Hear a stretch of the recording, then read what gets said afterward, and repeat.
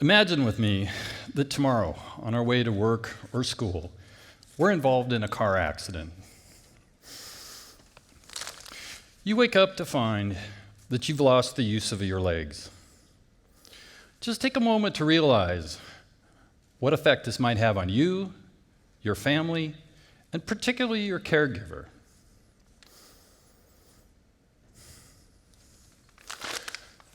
Our lives have changed forever. The challenges and opportunities we face will be dictated by where we live, if we have medical insurance, and how we respond to this event. People all over the world face mobility challenges like this every day. We will probably all face mobility challenges at some time in our life, maybe from birth, through an accident, natural disaster, or just the good luck of old age. You probably know someone today that is limited by their ability to move freely and wish you could do something to help. Millions of people in the United States have difficulty walking, climbing stairs, or just getting out in their yard. Tens of millions around the world. But few can access adequate mobility solutions, mainly due to the high cost. The needs are unique to each person, their circumstances, and their environment. If they have access to funding or institutionalized care, it may provide equipment that may or may not meet all of their needs or fit their environment. If not, they're on their own, and that's a really tough place to be. This is what makes the mobility challenge difficult to solve. But what if we could enable accessible mobility for everyone, everywhere? What if we could bring together local teams with global experts to solve these unique mobility issues? Most mobility solutions today are only suitable for hard, flat surfaces, may require you to modify your home, make you dependent on insurance companies or approvals by people you've never met, take months to get, or just too expensive for you to afford. What if the user had a local team of medical experts and facilitators who work with a global team to solve these unique mobility needs? They could create sustainable and functional local mobility for any need and any environment. By combining readily accessible materials, like bicycle parts and wood, with locally available skills like nursing and woodworking, this global team could create mobility solutions that worked for any need and any environment. Most mobility challenges are in three areas: inside the home, in your yard, and in your community. These challenges can't be met by a single device, so several solutions need to be required because the different environments require different solutions. When you're inside your home, you may need a mobility device that fits through your existing doorways, is easy to transfer to and from your existing furniture, and is comfortable to sit in for long periods, but safe from pressure sores. In your yard, you may need a mobility device that can handle tall grass and loose dirt, carry gardening supplies, and is low enough to the ground for you to plant seeds and tend the yard. To access your community, you may need a mobility device that allows you to get to and from work, school, shopping, or community activities. With a hand cycle, when you arrive at the activity, it's very difficult to interact with it because it's such a large device. One device can't fulfill all these needs efficiently, so several pieces of equipment are required. If you have insurance, most policies will only pay for one piece of equipment every several years, and probably not an outdoor chair or a hand cycle. This is the reality for people with special mobility needs. They're limited as to what they can do and enjoy. When I first started this project, I used my background in mechanical engineering and gardening, but knew I needed help from the medical perspective to make sure the equipment didn't cause unforeseen problems. It was easy to find local education where I gained an appreciation of the medical issues associated with limited mobilities and met medical professionals who were more than willing to help improve our designs.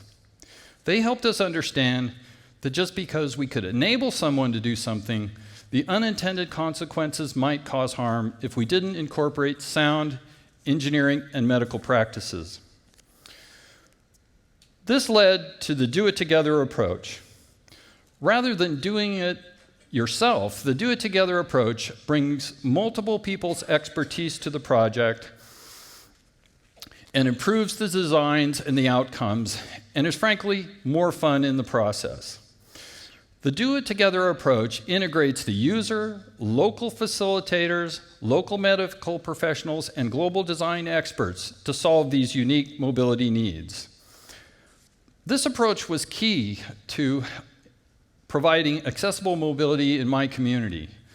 But what about beyond my community? When I got an opportunity to spend a few months in Sierra Leone, I realized there was an even greater need for mobility solutions there because there were few paved roads and the materials and skills available were nothing like the ones back home. Many communities around the world don't have paved roads, sidewalks, or anything like the American with Disabilities Act. I realized I'd like to bring the do-it-together approach there, but the issue I ran into was my lack of knowledge about the available materials and skills in these local rural environments.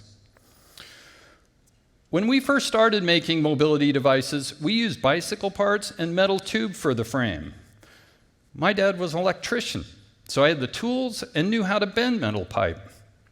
It was readily available, so this is what we used. But when I got to Sierra Leone, not only was metal pipe hard to find, it took me 2 weeks to find an electric drill. And then none of the local team I was working with had ever used one. To make matters more difficult, the only electricity was available a few hours a day from a generator. Another reality check came when they asked if I could fix a donated wheelchair they were having trouble with. So I took a look. It was a simple fix with a spare part, so I asked where we could get one. They said they might have one in the back, behind the cookhouse. I was thinking a storeroom with shelves of parts, but what I found was a pile of donated wheelchairs behind the building. None of them were usable because the repair parts needed to be ordered from overseas, and just the shipping was too expensive for them to afford. I didn't find the part I needed, mainly because all the wheelchairs were from different manufacturers and none of the parts interchanged. I realized I wasn't in Idaho anymore. This made me rethink the design, construction, and maintenance processes needed to make mobility accessible and available for everyone, everywhere. We needed both the construction materials and the skills to be available locally and inexpensively. Shipping costs were just too expensive for these rural communities to afford. So I took a long walk through the village to see what was actually there. What I found was a bike shop, several carpenter shops, and a health clinic in this village, even though they did not have running water, paved roads, or distributed electricity. There were plenty of bikes around, and the carpenter shops made everything the community needed, mainly with basic hand tools. These resources, locally available materials, and locally available skills, combined with global experts, were all we needed to make mobility a reality. Today, we focus on facilitating mobility solutions that use bicycle parts and wood and can be built in any environment, in any location. With the do-it-together approach, a used bike and wood, this team can create mobility solutions for any environment. Not only can this approach be customized for the user's specific needs, it will allow them to maintain their equipment for the rest of their lives. And maybe more importantly, once they've built one, they'll get the confidence to make improvements, share those improvements with others, and maybe provide a local business creating mobility solutions. On stage with me are 3 mobility solutions that can be built in a weekend using bicycle parts and wood. No welding or electricity is required. These are all user constructed. They come standard with accessories like cup holders, and since they're built locally, the shipping is always free. The yard chair is an outdoor chair that allows you to access your yard with ease. And when you get to a shady tree, you can sit down and enjoy the view.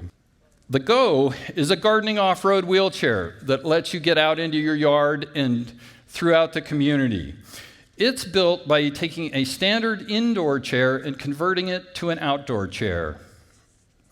You can build your own chair, but this is an easy, quick fix if you want to get started. By adding the front wheel to the existing wheelchair, it can handle rough terrain and keeps the small front caster wheels of the wheelchair from digging in on loose dirt. Added storage is a bonus using the handlebars and a basket. It takes only 1 cut of the bike, a small amount of wood, and a few bolts to build this gardening wheelchair. The front wheel is easily removable, so when you get back on hard surfaces, you can interact with tables much easier, and you can go back in the house if you want, but leave the mud outside. You can create better off-road mobility by adding standard bicycle wheels with the spokes removed to the existing hand rims. In Idaho, we call these dualies, and they can go almost anywhere, even when it snows. The Go works great for getting out in your yard and garden with limited landscape modifications. The hand cycle is key to accessing your community since it allows you to go further, faster, and carry supplies. You can make your own wooden seat, but using a standard chair simplifies the process and still allows you to customize the seating for your needs. One unique feature of this hand cycle is that when you get to the destination, the seat elevates or rotates completely around. This allows for safer transfers, and you can rotate it around and ride it in reverse to access tables and the activity without requiring an additional device. The hand cycle works great for getting any of those non-motorized events, even Burning Man. The unique needs and possibilities are endless. Maybe you need an indoor chair that fits through your existing doorways and is small enough to turn around in your existing bathroom. Or an indoor chair with storage and a writing desk so you can do your work or homework. And when you're done, you can fully recline. Maybe your child has outgrown their existing wheelchair and they want a cool-looking wooden wheelchair with custom colors, whatever they want. Or maybe you've had a stroke and you need an indoor one-armed wheelchair to get around for a few months while you recover. And as you're recovering, you may want to go outside. So you may need a one-armed outdoor wheelchair, complete with a wagon to pull your supplies around. Or you just want to go outside your house, sit down and enjoy the flowers. The yard worker works great for that. If your buddies want to go kayaking, and you want to go too, you can take your gardening off-road wheelchair and tow your kayak launching wheelchair down the dirt road to the lake and launch the kayak independently if you wish. For the serious gardeners out there, you can use a face-down gardening wheelchair. These work great, particularly for those tedious, low-to-the-ground tasks, and the shade is handy also. If you're a very serious gardener and have a truck garden, you can use your 12-speed gardening cultivator if you need. Or You just want to go on a long ride with a friend. These are just a few of the mobility devices that can be built in a weekend using bicycle parts and the do-it-together approach. With local teams doing it together, we can enable lifelong mobility solutions, combining local materials and local skills with global expertise, collaboration, and training. In the process, we empower each other to develop our skills, community, and prosperity. With a simple bike, some wood, doing it together, we can change lives. Thank you.